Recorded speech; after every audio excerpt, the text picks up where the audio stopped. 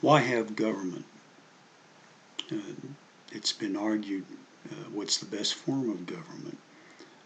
Different people have different ideas. If you were a king during the Middle Ages, you were it was the divine right given to you by God. In the early days of Rome, they had a republic, the Senate, the people, and the republic. Not everybody was a citizen. The same thing with Athens and India. Chandragupta had a great empire, but he was the sole ruler, but a very good ruler. We've discussed in another video the mandate of heaven from China. In this country, we have a constitution, which is a written contract between the citizens and the people and the governors. This type of argument for Western civilization has been going on a long time. One person, after the English Civil Wars, a man named Thomas Hobbes, wrote a book called The Leviathan. And in that, he argues for a very strict form of government, because without it, then men's lives are, quote, nasty, brutish, and short, unquote. He believed, and other people too, that without government, people will be at each other's throat. There is no equal rights or equality before the law. It's whoever is the strongest and whoever has the most will behind them. So it's been going on a while. There's a great book called called The Cave in the Light, and it starts well before Plato and Aristotle, but you could say that in Western civilization we've been arguing these two viewpoints since 400 or thereabouts BC. Plato was a great writer, philosopher, and most of us are aware of his book, The Republic, which came out in some conversations that he was having with other people, one being Socrates. But the Republic is an idealized form of government. Everything is perfect and all citizens are in their right place. And you have defined class system. You have the guardians, basically, and they're the ones who are raised, picked from childhood, from whatever class. It doesn't matter. If you're a guardian, a warrior, a protector, or of the regular people, they are constantly on the search for the best and the brightest, and then they bring those up to govern. And the idea being, they are not corrupted or will never be corrupted. They'll never be subject to venal needs and whatnot. Their only purpose will be to govern clearly and without corruption and for the benefit of all. And the guardians, the warriors, are there for obvious reasons to protect the Republic from all exterior and interior problems, invasions, war, whatever. And they too are raised strictly to live by a certain code in a certain way. And then you have the people. And basically they're kind of left. They can live, they have to live within the bounds of the rules and regulations set up by the Republic, which are meant to be for all.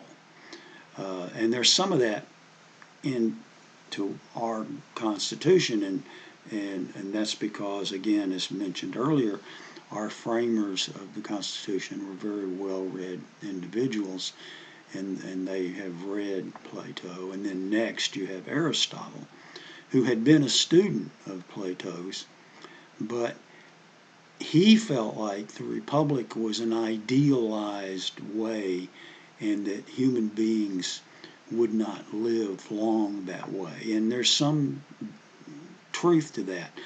Plato only got one opportunity to put his ideas into practice, and that was a dictator of the city of Syracuse in what's now Sicily, had asked him to come and consult on how to govern.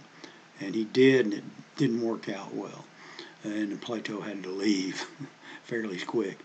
But Aristotle believed that you took people as they were, and then you governed the best way you could with them. And again, it was a form of a city-state like Plato. And you had the citizens working together and so forth. But they looked at, as I said, human nature, human beings being what human beings are. And you have getting into the city-states.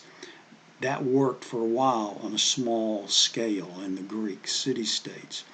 But then they couldn't deal with anything government-wise beyond that, and you get into the Roman Republic, which lasted 400 years before it was officially an empire, and then another 400 or so years in the Western Roman Empire and whatnot. But the Roman Republic was kind of they had overthrown a monarchy and established a limited rights. They had two councils who was basically the chief executive officers, a senate which advised and gave, and our own senate is named after that. And you had citizens. Not everybody was a citizen. There were certain ways and reasons for that.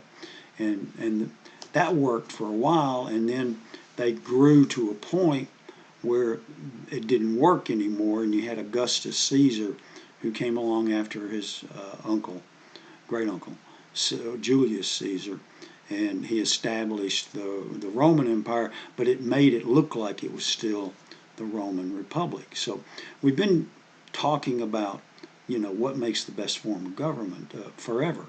And again, Thomas Hobbes wrote a wonderful book defending basically a very limited citizen input and almost a dictatorial monarchical form of government. And once it was in place, it was going to work for the benefit of all, and you were more or less you were supposed to live by that. You had a guy like Rousseau who came later, Jean-Jacques Rousseau, and he had this idealized idea of men in the state of nature, and he didn't agree with Hobbes in that he thought everybody, like Tarzan, living in the state of nature, then they were purer and they would get along better. And you get that today. You get people who think if you live in a state of nature, everything's going to be wonderful, and they idealize that kind of thing. And Hobbes was right about that to a certain extent. I mean, that's why you had people, the old hunter-gatherers, many millennia ago, coming together to form tribes for protection. And then they laid down rules among each other to live, And so that's what government's about, is getting us to live together without killing each other. And then when we reach a point where we lose the mandate of heaven, or we go into a period of anarchy, people are looking for a way to become a more well-ordered society. So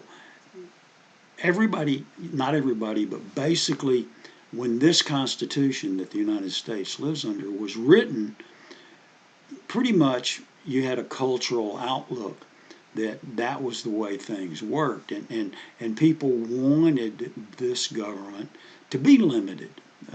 So you had basically, really and truly, the states were supposed to have more power than the federal government, but the federal government was there for foreign policy and wars and to be a referee between the states and so forth. And then you had the judicial branch, which was to interpret, not make new laws, but to interpret laws and whatnot.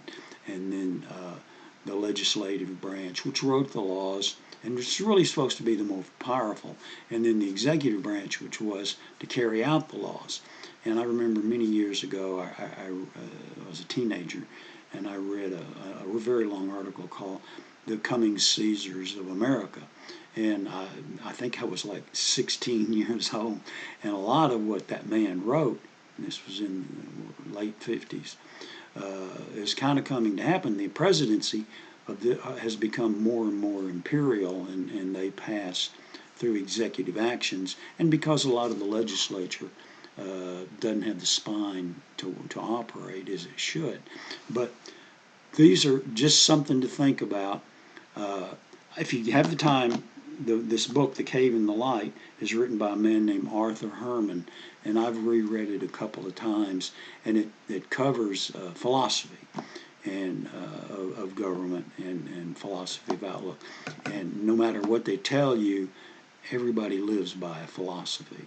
And philosophy, you have to have philosophy in order to interpret life and live life and so forth. But I don't want to take too long, and I'm trying to get back on track with and looking at our governments. We're going to talk more about Thomas Hobbes in more detail, and a little bit more about Plato and Aristotle as we go along.